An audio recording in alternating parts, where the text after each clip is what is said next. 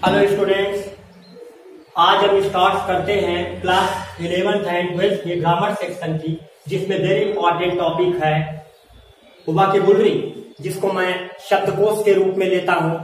और हमें ये बताया जाता है कि शब्दकोश में वोकैबुलरी इतना डिफरेंट होता है क्योंकि इंग्लिश एक ग्लोबल लैंग्वेज है और इस पे विनर होना नॉट इजी है, इतना आसान नहीं होता है। बट लोग ऐसा समझते हैं कि बहुत इजी है और बहुत ही शॉर्ट टाइम में इसको कंबाइन करना चाहते हैं, जोड़ना चाहते हैं। आज मेरी पहली टॉपिक होगी ग्रामर में सिनोनिम्स, जिसको देखते हैं, जिसको हम हिंदी में पर्यायवाची का एक रूप ले लेते हैं और पर्यायवाची के अलग अर्थ होते हैं। होता यह है कि बहुत से बच्चे सिर्फ एक मीनिंग को लर्न करके और उसी के थ्रू अपनी एग्जाम को पास करना चाहते हैं, but it is not good. ये ठीक नहीं है और आगे जाकर के उनके लिए प्रॉब्लम हो जाती है। आइए देखते हैं, जैसे एक मीनिंग है अपोलॉजी, क्षमा बोलते हैं, जिसको अपोलॉजी बोलते हैं क्षमा। इसकी मीनिंग तो आपको अच्छी तरह से मालूम होगी, लेकिन इस मीनिंग का प्रयोग हम कहाँ पे करेंगे? क्षमा का मीनिंग अलग अलग इसके डिफरेंस होते हैं। इसकी मीनिंग देखिए, मैंने एक्सप्लेनेशन भी लिखा है, देखिए मैंने पार्डन भी लिखा है। अब आप ये बोलोगे कि एक्सप्लेनेशन में तो व्याख्या होता है, एक्सप्लेनेशन में तो बात होता है, तो देखिए ये गलत है, ये मिस्टेक है। देखिए आपको बता दें हम जो है कि शब्द अलग अलग अर्थों में लगाए जाते हैं। कहीं कहीं पर हम इंश्योर भी बोलते हैं, कहीं कहीं पर सॉरी भी बोलते हैं क्षमा करने के लिए, लेकिन सबके अलग अलग डिफरेंट मीनिंग होती है।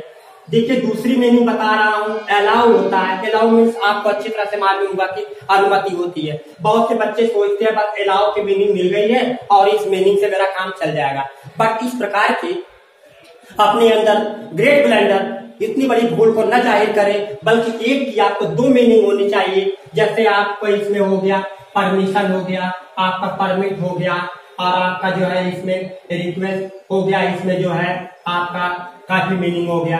अब जैसे मैंने आपको ऊपर बोला कि क्षमा की मीनिंग पार्डन हो गई, एक्सप्लेनेशन हो गई, और यहाँ पे जो आपका सॉरी हो गया, अन्य तरह की बहुत सी मीनिंग होती है। अब यहाँ पे असाइनमेंट की मीनिंग देखिए आप, यहाँ पर असाइनमेंट की मीनिंग जो होती है, इसको हम लोग होमवर्क में भी समटाइम्स से देते हैं, लिख देते हैं, बच्चों के लिए असाइनमेंट होता है। वैसे तो कॉमन में हम लोग होमवर्क बच्चों को लिख के दे देते हैं। असाइनमेंट में देखिए इसकी मीनिंग आवंटन हो जाती है, लेकिन इसकी दूसरी मीनिंग अलॉटमेंट भी होती है। अब अलॉटमेंट और असाइनमेंट में क्या डिफरेंस है? दोनों चीज एक ही है, लेकिन दोनों का अलग अलग जगहों पे प्रयोग किया जाता है। जैसे बड़े बड़े टेंडर जब होते हैं तो टेंडर में हम जो है असाइनमेंट का प्रयोग कर देते हैं, और इसका प्रयोग हम बच्चों की कॉपी पर भी अगर कर दें तो इसमें हमें डिफरेंस नहीं होना चाहिए। बट स्टडी करने वाले को समझना चाहिए कि किस टॉपिक को हम लेके चल रहे हैं, ये बच्चे की कॉपी है या कोई गवर्नमेंट जॉब है या कोई गवर्नमेंट टेंडर चल रहा है जिसमें हमने आवंटन का प्रयोग किया है या अलॉटमेंट का प्रयोग किया है। इसकी पूरी मीनिंग ये होती है, आवंटन मीन्स होता है उनके नाम निर्धारित करना, उन्हें अलग अलग फाइल दे देना होता है। यहाँ पे हम देखें अमेंडमेंट मीन सुधार बता रहा है, और दूसरी मीनिंग होती है इम्प्रूवमेंट। आपको ये मीनिंग बड़े आसानी से आती होगी। इम्प्रूवमेंट आपने रट लिया है, इम्प्रूव आपने रट लिया है, लेकिन आपने अमेंडमेंट पे आपने ध्यान नहीं दिया। जबकि आगे चल के अगर मैंने इस मीनिंग को यहाँ से क्रॉस कर दिया और मैंने ये मीनिंग आपके सेंटेंस में कंप्लाई कर दिया आपके, तो आप समझेंगे कि ये तो इसके मीन्स होता है, इसके मीन्स क्या होता है। बेटर यही होगा कि टाइम को अंडरस्टैंडिंग करते हुए आप एक के साथ दो तीन मीनिंग को चले, और कहीं भी आपको कहीं भी डिफिकल्ट नहीं होगा, न तो कोई प्रॉब्लम आपको भी हिंदुस्तान देगी। यहाँ पे देखते हैं ब्रीफ मीन संक्षिप्त होता है। संक्षिप्त मीन जानते हैं छोटा होता है। अब छोटा को हम समरी में भी लेते हैं। जब किसी स्टोरी को हम एक्सप्लेन करते हैं तो हम सीधे सीधे बोलते हैं समरी, हम सीधे सीधे बोलते हैं समरी है, समरी बोलते हैं।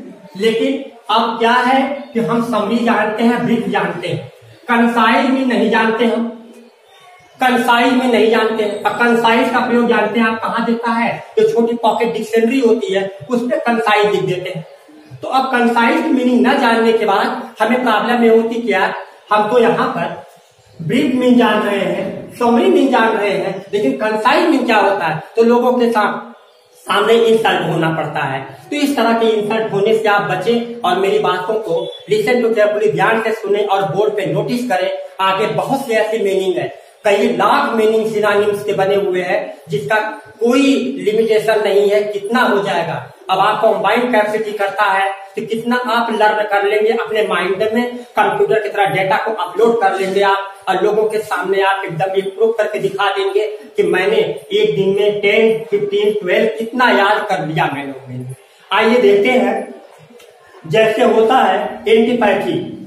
एंटीपैथी होता है, आप ये ध्यान दो, एंटीपैथी होता है, एंटीपैथी होता है तो आप जानते हो घृणा होता है, लेकिन आप क्या जानते हो कि यहाँ पर घृणा ही चल रहा है। आपको सिर्फ एक मीनिंग याद है, हेट।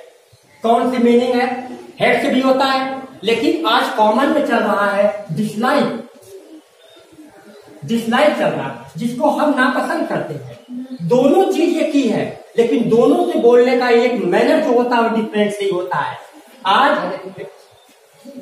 आज हेट ओल्ड हो चुका है, आज हम जो है यहाँ पे डिसलाइक को न्यू वर्ड के रूप में लेते हैं और ये बताते हैं कि कितने न्यू वर्ड को हम स्पेस करेंगे, बताएंगे। आगे जितने समय चलता रहेगा मेरा। आगे आइए देखते हैं कि बहुत सी ऐसी मेरे पास मीनिंग दी हुई है, जैसे है एम में होता है उद्देश्य, एम होता है, इसकी मीनिंग होती है पर्पज। एम मीन्स उद्देश्य होता है, तो पर्पज मीनिंग मतलब उद्देश्य होता है, जिसको हम हिंदी में लैंग्वेज का एक रूप देते हैं, जिसको हम लक्ष्य का एक रूप देते हैं। और लक्ष्य की दूसरी मीनिंग डेस्टिनेशन भी होता है, डेस्टिनेशन होता है, गलत लक्ष्य होता है इसका जो है कि मेरा लक्ष्य क्या है। लक्ष्य मीन होता है किसी जगह पे पहुंचना, और इस एम मीन्स भी होता है किसी जगह पे पहुंचना। यहाँ पर्पज की मीनिंग भी होता है। अब हम इसका किस यूज में कर रहे हैं वो तो हमें बताएगा सेंटेंस अलग अलग। कहीं दोनों सेंटेंस को एक साथ ना जोड़ लीजिएगा। माना सपोजिंग में कोई कहीं जा रहा है तो वहां पर आई मीन्स लक्ष्य होता है, तो वहां पर एन को जोड़ दे और वहां पे डेस्टिनेशन को छोड़ दे। अक्सर होता क्या है, कहीं जाने के लिए, गंतव्य स्थान के लिए डेस्टिनेशन का ही लोग प्रयोग करते हैं वहां पर। तो किसी भी मीनिंग को समझने के लिए उसकी एक एक मीनिंग को अच्छी तरह से समझे, और ये जरूर ध्यान रखे कि वो मीनिंग का मैं किस जगह पे प्रयोग कर रहा हूं। जैसे मैंने भी चर्चा किया आपका आवंटन, ये ध्यान रखिएगा। हम जानते हैं कि आवंटन मीन वितरित करना होता है, लेकिन अब हम कहीं पर आवंटन का प्रयोग करते हैं जहां पर इसकी जरूरत नहीं है, हमको अलॉटमेंट का प्रयोग जिसकी जरूरत नहीं है, तो वहां पर अगले को डिफिकल्ट होकर अंडरस्टैंड करने में और आगे उसके प्रॉब्लम बढ़ जाएगी। आगे देखते हैं, जैसे होता है डीने में इनकार करना होता है, मना करना होता है। डीने में होता है मना करना, मना करना होता है, ठीक है, डीने होता है। तो अब डीने को हम ले लेंगे तो रिफ्यूज होता है, रिफ्यूज होता है। हाँ, अब आपने देखा होगा रिजेक्ट भी होता है, मना करने के रिजेक्ट होता है। लेकिन रिजेक्ट की मीनिंग क्या होती है? जब हम किसी एप्लीकेशन को या किसी ऐसे टॉपिक को हम किसी के पास भेजते हैं, अगले को जो है वो जो है अप्रूवल नहीं होता है, तो वहां पर तुरंत आंसर हमें रिटर्न मिल जाता है कि आपका रिजेक्ट कर दिया गया, आपका रिजेक्ट कर दिया गया, यानी आपका एप्लीकेशन एक्सेप्ट नहीं किया गया, वो रिजेक्ट कर दिया गया। किस कारण से आपका रिजेक्ट कर दिया गया है वो तो अपनी कमी को आप जाकर के वहां पे खुद सर्च करेंगे कि किस कारण से रिजेक्ट किया गया है।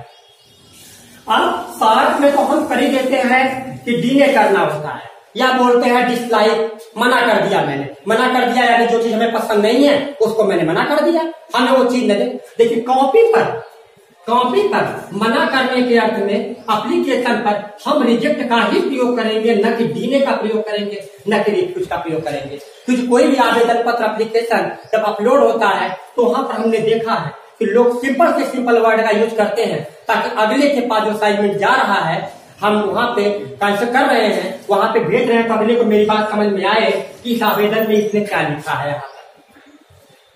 नेक्स्ट चर्चा हम फिर कल हम करते हैं एंटोनिम्स के विषय में, यहाँ पर कि उसका अपोजिट क्या होता है, कहाँ पे प्लस होता है तो कहाँ पे उसका माइनस होता है। अगले के लिए थैंक्स, नेक्स्ट क्लास पे।